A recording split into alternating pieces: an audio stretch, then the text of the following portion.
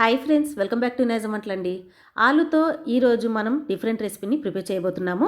ఆలుతో ఎప్పుడు కూరలు ఫ్రైస్ కాకుండా ఇలా డిఫరెంట్గా మీరు ట్రై చేసి చూడండి. రుచి మాత్రం అద్దిరిపోవాల్సిందే. 2 నెలల వరకు ఈజీగా మనం దీన్ని స్టోర్ అనేది చేసేసుకోవచ్చు.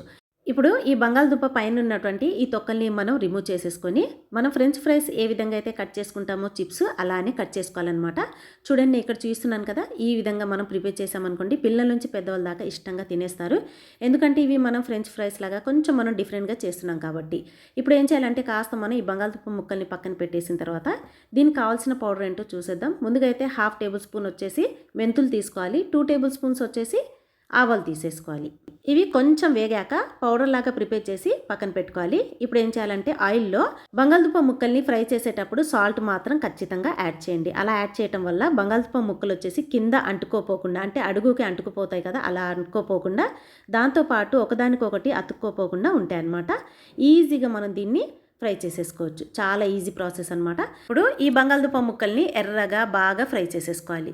ఒక్కొక్కసారి ఇంట్లో కూరగాయలు లేనప్పుడు మనం ఈ పికిల్ చేసి పెట్టేస్తాం కదా, అలాంటప్పుడు మనం లంచ్ బాక్స్లోకి ఇచ్చేసామనుకోండి పిల్లల నుంచి పెద్దవాళ్ళ దాకా ఇష్టంగా తినేస్తారండి. చాలా రుచిగా స్పైసీగా ఉంటుంది.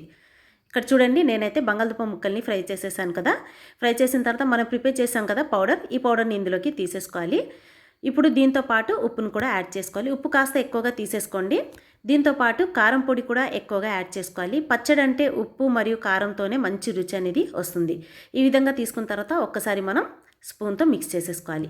మిక్స్ చేసిన తర్వాత కాస్త మనం పక్కన పెట్టేసి దీన్ని ఇప్పుడు ఇందులో కావాల్సిన పోపు ఏంటో చూసేద్దాం. ముందుగా అయితే ప్యాన్లో ఒక 1 టేబుల్ స్పూన్ శనగపప్పు, దీంతోపాటు 1 టేబుల్ స్పూన్ మినపప్పు, 1/2 టేబుల్ స్పూన్ వచ్చేసి జీలకర్ర, ఇందులో 1 టేబుల్ స్పూన్ వచ్చేసి ఆవాలు. వీటిని కాస్త వేగాక కొంచెం కలర్ చేంజ్ అయిన తర్వాత ఇందులో వచ్చేసి కరివేపాకుని యాడ్ చేసుకోవాలి. ఇందులోనే వెల్లుల్లి కూడా తీసేసుకోండి. వెల్లుల్లి డైరెక్ట్గా తీసుకోకుండా కచ్చవచ్చగా దంచి యాడ్ చేసుకుంటే మంచి ఫ్లేవర్ అనేది పచ్చడికి వస్తుంది. ఈ ఫ్లేవర్తోనే పచ్చడి ఇంకా తినాలనిపిస్తుందండి వెల్లుల్లితోనే. సో కాస్త ఎక్కువగా వెల్లుల్లిని యాడ్ చేసుకోండి. కాస్త ఇవి వేగాక నేను స్టవ్ని ఆఫ్ చేసేసి 1/2 టేబుల్ స్పూన్ పసుపుని యాడ్ చేస్తున్నాను. పసుపు యాడ్ చేయడం వల్ల మంచి కలర్ఫుల్గా కనిపిస్తుంది పచ్చడి వచ్చేసి. తినేటప్పుడు కూడా మంచి రుచి అనేది వస్తుంది. ఇప్పుడు స్టవ్ ఆఫ్ చేసిన వెంటనే మనం ఈ ముక్కల్ని ఇందులో కలపకుండా కొంచెం ఇవి చల్లారిన తర్వాత ఈ ముక్కల్ని ఇందులోకి తీసేసుకోవాలి. అదే ఆయిల్ వేడిగా ఉన్నప్పుడు యాడ్ చేసామనుకోండి, మనం ఇందులో కారం పొడి యాడ్ చేసాం కదా, సో కారం పొడి ఇందులోకి ఫ్రై అయిపోయి మనకేంటంటే చేదు అనేది వచ్చేస్తుంది. అందుకే కంప్లీట్గా చల్లారిన తర్వాత ఈ ముక్కల్ని ఇందులోకి తీసేసుకోవాలి. ఈ విధంగా కలిపిన తర్వాత ఇప్పుడు ఫైనల్ వచ్చేసి ఇందులో 1/2 లెమన్ జ్యూస్ని కంపల్సరీగా తీసుకోండి. ఎక్కువ రోజులు నిల్వ ఉండాలంటే లెమన్ జ్యూస్ కంపల్సరీగా యాడ్ చేయాలి.